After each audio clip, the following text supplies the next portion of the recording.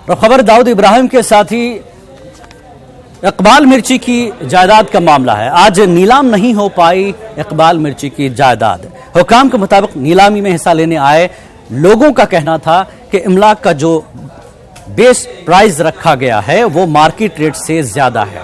अब नीलामी का अमल रेट दोबारा तय किए जाने के बाद शुरू किया जाएगा।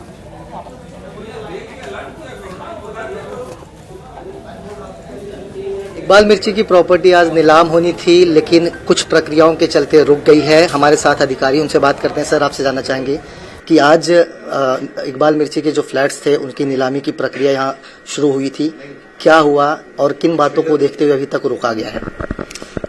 आज टोटली 6 प्रॉपर्टीज की ऑक्शन हुई थी और ये तीनों प्रक्रिया की तरह जो ई ऑक्शन है, सील टेंडर पब्लिक ऑक्शन के तहत की गई थी। 2 प्रॉपर्टीज जो टी कादर हाजी की थी, जो गोल्ड स्मगलर था, उसकी प्रॉपर्टीज बिक चुकी है। बाकी प्रॉपर्टी में ये था कि सक्सेसफुल बिडर्स कोई थे नहीं, क्योंकि वो प्राइस, मुझे लगता है प्राइस का कोई इश्यू हो सकता है, तो ये हम देखेंगे और वापस उस चीज को ऑक्शन करेंगे। सर, नीलामी की बात की जाए तो कितने लोगों ने हिस्सा लिया था और जो आंकड़े हैं, आप बता रहे हैं कि 3 करोड़ 45 लाख इसकी निर्धारित अमाउंट तय की गई थी, तो किस आंकड़ों से लोग संतुष्ट नहीं थे, कितना होना चाहिए था और कितने लोग पार्टिसिपेट किए थे?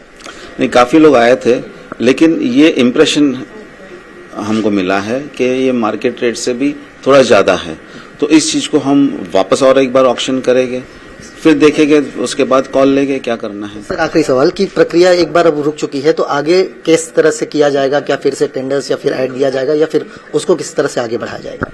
जो हमारे नॉर्म्स है वो हमको सिर्फ ये 3 प्रक्रिया से ऑक्शन करने की इजाजत देती है, वो है सील टेंडर, पब्लिक ऑक्शन और ई ऑक्शन।